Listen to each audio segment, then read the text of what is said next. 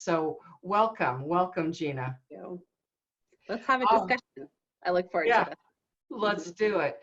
We're both women of faith, and I thought I would start by telling a little bit of my own story. And I hope you don't mind if I look down at my notes. It's not that I don't know my own story, but it's important because I want people to know who I am and where I'm coming from. And then Gina will tell her story.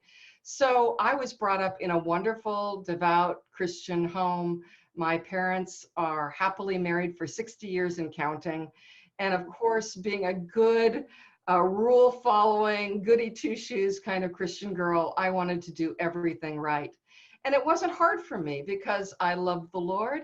I became a Christian when I was 5 years old, and I loved the Bible. And so in approaching the whole topic of dating, wow, I was absolutely sure I was going to do everything right, and I would be a great wife someday, and I would do that all right too.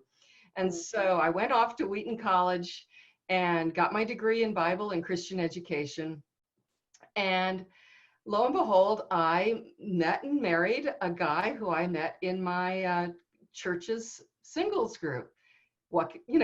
This, I'm doing everything right. He asked my father if he could date me, and we did all that right, and then asked for my hand in marriage. And so I walked to the front of the church in my beautiful white dress as a radiant virgin bride, and thought, this is super. But 10 years and two kids later, it turns out that some of the things that I had swept under the carpet, some of the things that I had hoped that would go away did not. The rules I had been taught by my church were that God could fix anyone, that God and you and me joined together in a marriage before the Lord, we could solve any problem. And I was also taught this formula that if I did everything right, I tried hard, I prayed, I fasted, I submitted whatever it was, that my marriage would be really wonderful. It would be deeply emotionally intimate, and we would have mind-blowing sex. And so those were the promises that I was given. And in reality, my marriage was the opposite end. It was very dangerous. And finally, at year 10, I needed to ask my husband to leave and file for divorce. And of course, back then, we all believed, at least in my generation as a baby boomer attending a good conservative church, was that even though I was the innocent victim, now I was a second-class citizen. I thought I had a black cloud over my head. I thought I would never be happy again. I felt that I had the red D for divorce. And and I felt like with regard to dating, here I had two little children. So I was absolutely confident that, they would be, juvenile delinquents and emotionally scarred. And that even though I had to get out, I really did have to get out. I was willing to take that risk, but I saw no hope for us. No one ever told me that there was life after divorce. No one ever told me there was happiness after divorce. Only one woman kind of looked at me with a wink and a smile. She had raised her 3 daughters herself, and she said, "Honey, you're going to be okay. Divorce isn't the worst thing in the world." And so she gave me some hope. So with that kind of background, Gina, share with us your story. Thanks for sharing your story, Gretchen.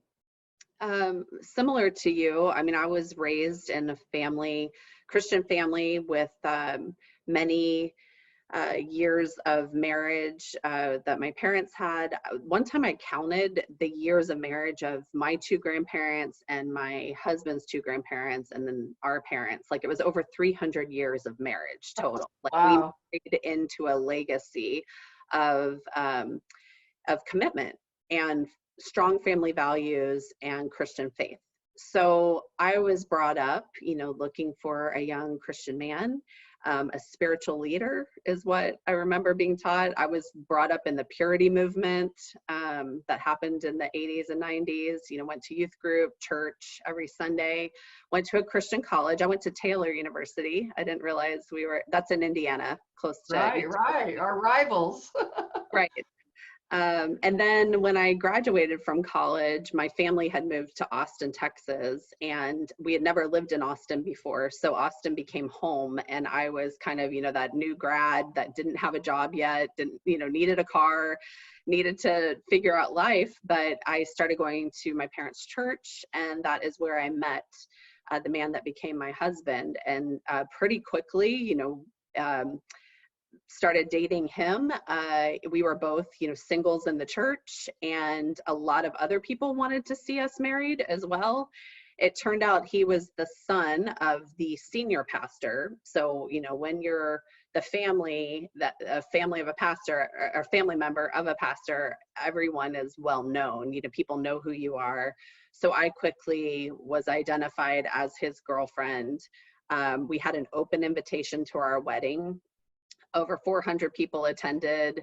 I was 23, he was 25. And, by all accounts, it was a very blessed, wonderful marriage, or wedding, I should say, and beginning to a marriage. It checked all the boxes. And then within the first couple months of marriage, there were things that I started discovering that were concerning. And what I came to learn and have in time, come to understand all the more, is that I married someone with that had an active addiction issue. He had addiction and depression issues. And we were married for 16 years and had 4 kids. And those issues, now I know, are progressive illnesses. If they're not getting better, they're getting worse. Which is also how I make sense of kind of what happened, is that the person I married and the person that I ended up divorcing, it was a progressive thing. It was different. There was things that eroded like a cancer, our relationship over time. And there was a shattering event that happened like 14 years into our marriage that kind of precipitated. It was like the beginning of the end, but I didn't know at that time. Because the thing about being brought up the way I did, we never said the word divorce. It was not even a thought. It wasn't something I could even conceive. It's just, that wasn't part of my story. That wasn't part of my journey. And so even when it got really bad and the bottom fell out and we're free falling in a crisis, I still wasn't thinking divorce. Even with the longstanding issues that weren't getting resolved with addiction and depression over time, I still was weathering through that. But I think something about a shattering event, the crisis that mounted and happened, and what that was really is, we met at church, but he also was involved vocationally in church. So part of our marriage time was putting him through seminary. He became a pastor and then eventually a senior pastor. And the shattering event was when he had a crisis of faith. Stopped believing in God, became an atheist, and stepped out of his vocation of 20 years. Wow. Like that brought in, a darkness. And what I was going to say is sometimes a shattering event helps the blinders fall off. And I could no longer minimize what had been happening and the issues of, that were there, that he had brought into our marriage that are destructive. And thank you so much for that language, because that's the thing. I was in a destructive relationship, but I didn't know that that's what it was. I did. I knew something was troubling, but I wasn't able to say, hey, this is destructive. This is not going to end well. I hoped for the best. I prayed, I fasted, just like you. I did the things that I was taught to do, never fathoming that sometimes it comes to an end. And we didn't have much left. And for me, when I filed for divorce in 2013, that I said I needed a divorce. I didn't want a divorce. It became something that I felt like I had to do, the mama bear in me that was trying to protect my family and move forward and just come to terms with truth and reality. It was like God was just helping me step through that process of acceptance. And that's how I ended up divorced. Wow. Wow.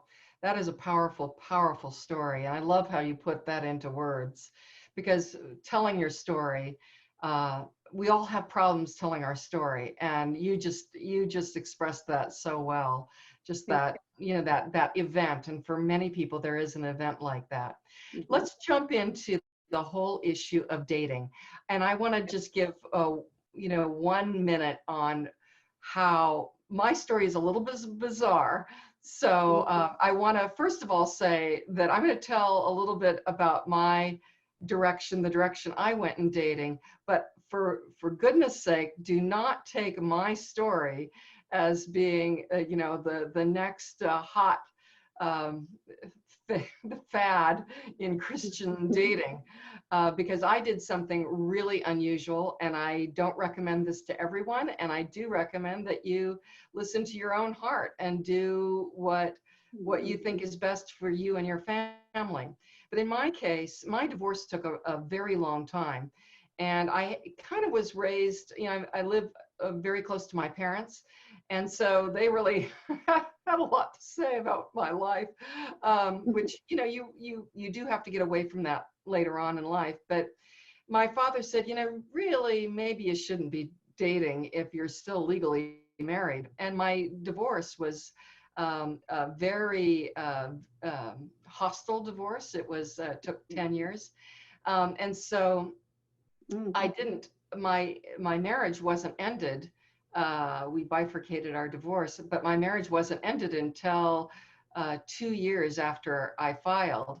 And then we argued for another 10 years on everything else. But what happened was I didn't date for those 2 years because I wasn't legally divorced.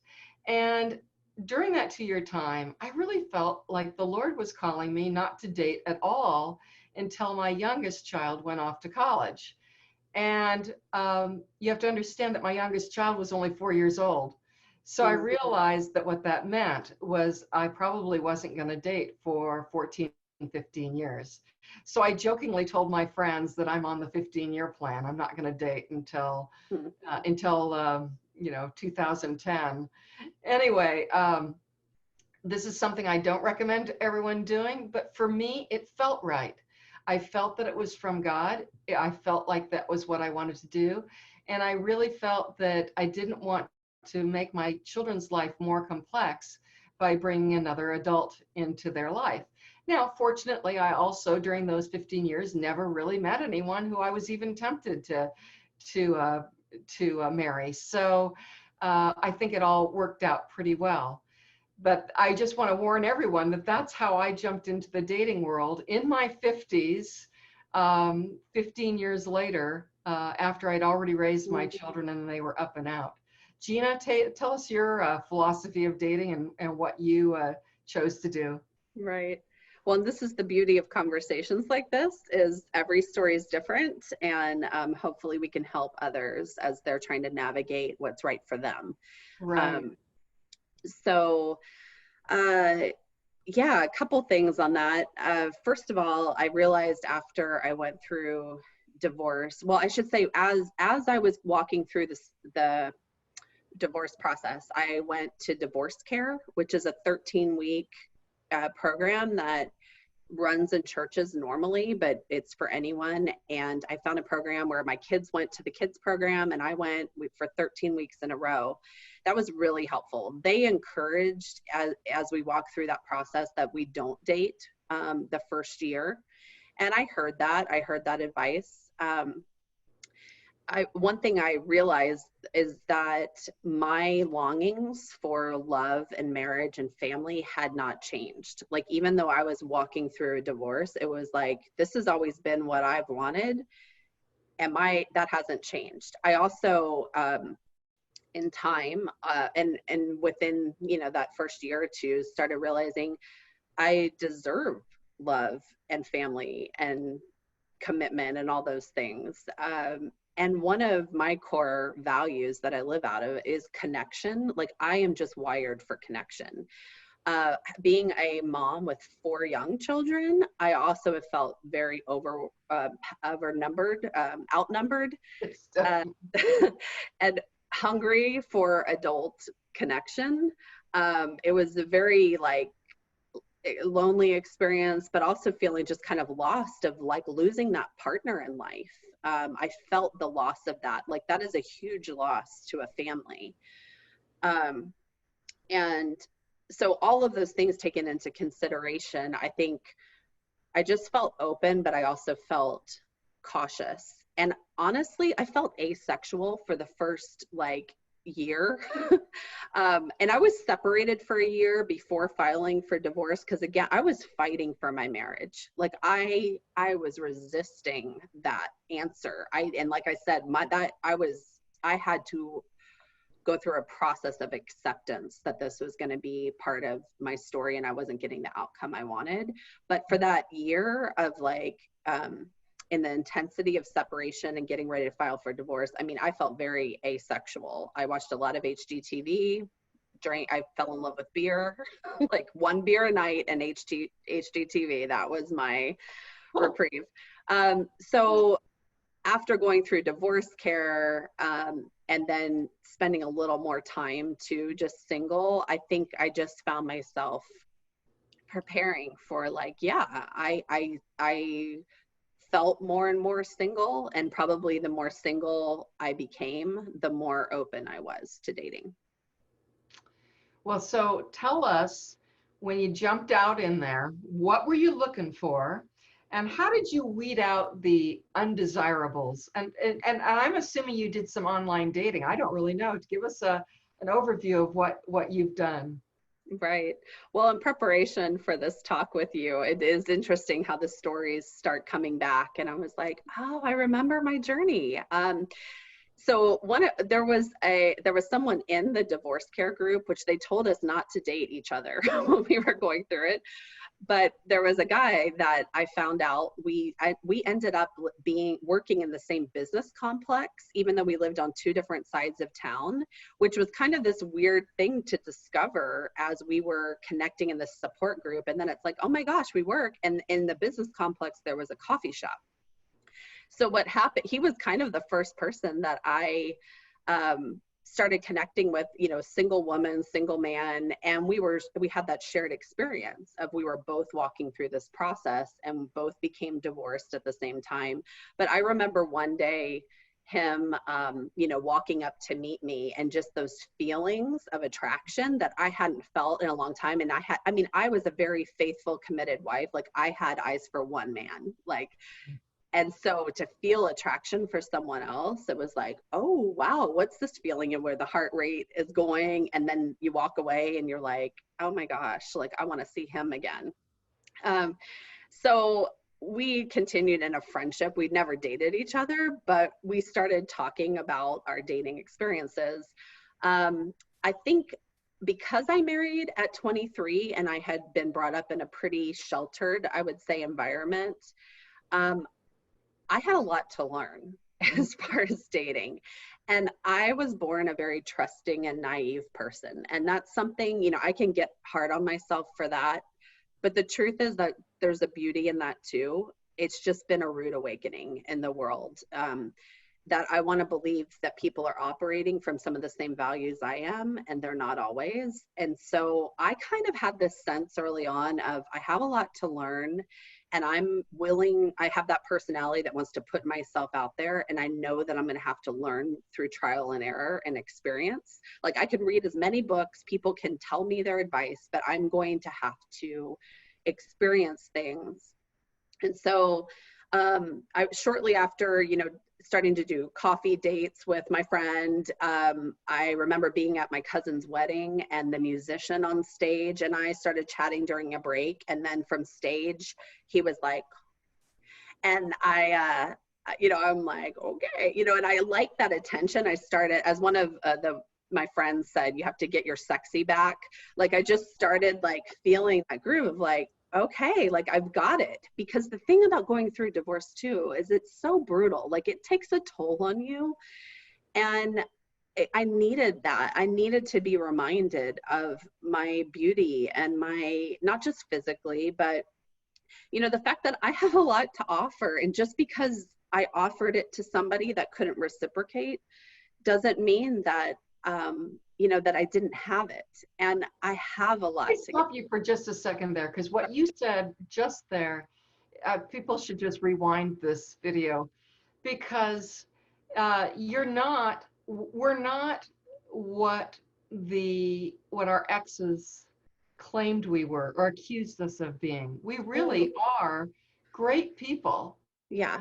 And if we absorb and identify with their treatment of us and say, this is really who I am and I really deserve this, then it becomes self-fulfilling prophecy. And we really need to reject their view of us and capture the fact, as you said before, I was naive and trusting. Well, those are great traits in Right. friends. If both of you are trusting and caring and loving and generous, those are the best friends in the world. No apologies for that one bit. So I'm sorry to jump in there, but I just wanted to bring that up. I'm so glad you were able to reject the rejecting messages of you and embrace, I really am a person who brings a lot to a marriage. Right.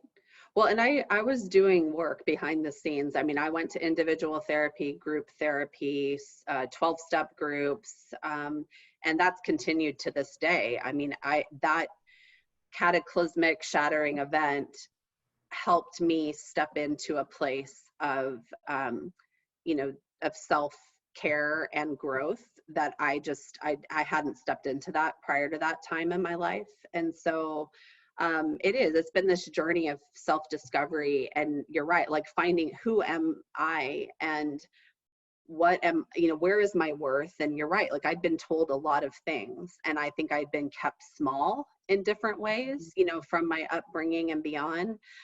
So in that dating journey, I remember too, once I kind of was getting my feet wet and going out, and frankly, I just wanted to have fun. And my opportunity to date was also relatively restricted because I'm a single mom of 4. It was all based on the visitation schedule. So once I got my weekend, which was twice a month, I had 48 hours where it was like I connected with my girlfriends. I was growing a lot more girlfriends that were single women and moms. So we had that commonality. And sometimes, we would go out together and then start to talk. I remember one time, it was shortly after my divorce, I was at a singles dance at our church, and I was dancing with a guy that had a reputation of not being so great, and 2 single women that are now 2 of my closest friends like intercepted, like they pulled me aside and let me know. And then we connected as girls and have been looking out for each other ever since. But something I did probably in that, within a year after divorce is I tried an online dating site called Coffee Meets Bagel. I don't know. I don't think it's still around, but I was just kind of learning as I went. And thankfully, like I dodged a bullet there, because the first guy that I connected with and started hanging out with, he was from another country. And in time I learned, I think he had a family in another country, but he posed as a single man. And I was drawn to his accent and his freedoms and, things like that. And he was drawn to my spontaneity. Like I was like, "Ooh, can you teach me how to salsa dance?" And he liked that kind of energy, and we would go hiking and things like that. But I knew that was, that was not something to pursue, that was not a relationship worth pursuing. But we'll get into this more later. But it's been a bumpy ride, and I've dodged some bullets, and then I've also been hit, and that's part of how I've grown in my wisdom. Right. And you brought up something so important, and that is these girlfriends. And I don't know how you were raised, but as a person brought up in a conservative religious home, you're focused from the day you're born, that you're going to get married, this person is going to be your life partner. They will be, and you'll have this close and intimate relationship. And so other friendships just aren't seen as being that important because the focus is on this one person who's going to be, everything to you. I mean, not quite everything, but it kind of comes down to that. And I too found amazing strength and power and just a great closeness from meeting another single mom. She had 4 kids. And I was so amazed by her ability to do this on her own. And we ended up starting a single mothers group at our church at the request of our women's director. And we would pray and walk on the beach every Saturday and pray for one another, pray for our kids, pray for the women in our group. And for 20 years, this has been my best friend. And wow, we were there for each other. We pulled each other out of funks. We, talked each other out of dating guys who were pretty obvious to the other one that it wasn't going to be a healthy situation. And, really having a close girlfriend who I saw that regularly and spent that many hours with really raised my standard, raised the bar in my own mind for what a true friend is. And so when I finally went back into the dating world, I already knew what a great friend was like. And I knew what great, trustworthy people were like. And I knew how they reacted to different kinds of situations. And so when I started dating guys, and they would react in a way that I knew was inconsistent with integrity, with authenticity. Boy, I saw it right away because like the counterfeit versus a real dollar bill, I had been around real dollar bills for so long, I knew what they were like. So that was a big part for me too.